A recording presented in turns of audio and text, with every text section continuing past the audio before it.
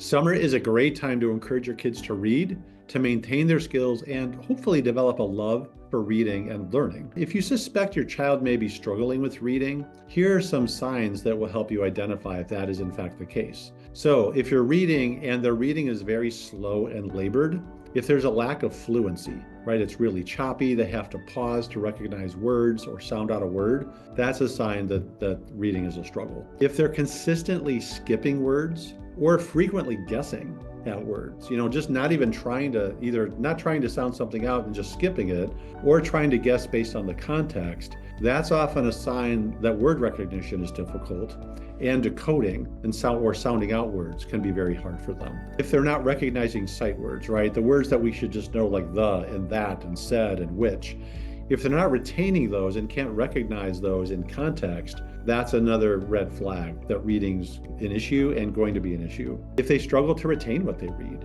if reading comprehension is a struggle, that can mean many things, but it often means that reading itself is hard. Because if your child is struggling to read, what's happening is they're exerting so much mental energy on just what the words are that they're not really in the flow of the story. They're not really engaging their imagination and their memory. They're just trying to get through the sentence. And so, retaining it is going to be a struggle as well as enjoying it. If they're really fighting you, avoiding reading, really dislike reading, especially if your child avoids reading out loud, that's a real sign, because reading out loud obviously forces them to sound out the words. And if they don't want to do that, usually it's because that's difficult and they're either embarrassed or they just want to avoid the difficulty.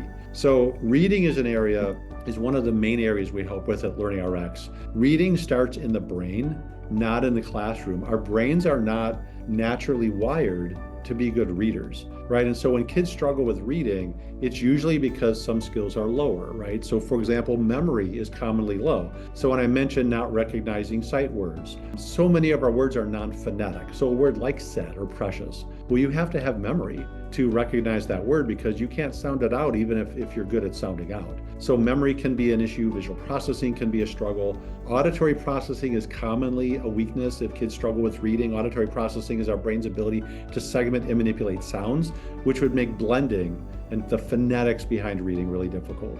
So if your child is consistently struggling with reading, or if they're younger and you suspect that might be an issue as they're older, the best first step, call us to schedule an assessment. The assessment is only $99 during the summer, and it'll tell us the root cause of their struggle and whether that's something that you should be concerned about. More importantly, how to help, because we get significant gains typically with kids who struggle with reading.